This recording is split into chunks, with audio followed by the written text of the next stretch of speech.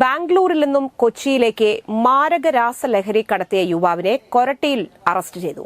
കണ്ണൂർ ഇരിട്ടി വിളമന സ്വദേശി മലയിൽ വീട്ടിൽ അമൽ കൃഷ്ണയാണ് രാസലഹരിയുമായി പിടിയിലായത്. തൃശൂർ റൂറൽ ജില്ലാ പോലീസ് മേധാവി ഡോക്ടർ നവനീത് ശർമ്മ IPSന് ലഭിച്ച രഹസ്യവിവരത്തെ തുടർന്ന് Chalakudy DYSP R Ashokan, rural ജില്ലാ crime branch DYSP N Murali, Koratty circle inspector NA Anoop എന്നിവരുടെ നേതൃത്വത്തിൽ കൊരട്ടി ജംഗ്ഷനിൽ നടത്തിയ പരിശോധനയിൽ ബാംഗ്ലൂരിൽ നിന്ന് കൊച്ചിയിലേക്ക് കടത്തുകയായിരുന്ന 15 ഗ്രാമോളം MDMAയുമാണ് പ്രതി പിടിയിലാകുന്നത്.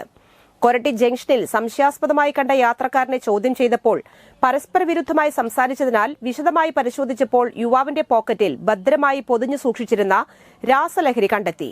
ബാംഗ്ലൂരിൽ നിന്നും പല വാഹനങ്ങൾ മാറിക്കയറിയാണ് ഇയാൾ കൊച്ചിയിലെത്തിയതെന്ന് പോലീസിനോട് സമ്മതിച്ചു.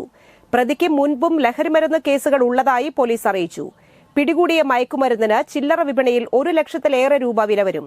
രാസലഹരി പിടികൂടിയ പോലീസ് സംഘത്തിൽ ജില്ലാ ലഹരി വിരുദ്ധ സേനയിലെ SIമാരായ VG Stephen, Satheeshan Madappattil, Roy Paulose, PM Moosa, VU Siljo, senior CPOമാരായ AU റജി, ബിനു MJ എന്നിവരും, Koratty sub inspector Muhammed Shihab Kuttassery, additional SI Shibu CP, ASI Nagesh KC, senior CPOമാരായ ടെസി, സജീഷ് കുമാർ, സിവിൽ പോലീസ് ഓഫീസർമാരായ ജിബിൻ ജെൻസൺ, മണിക്കുട്ടൻ എന്നിവരാണ് ഉണ്ടായിരുന്നത്.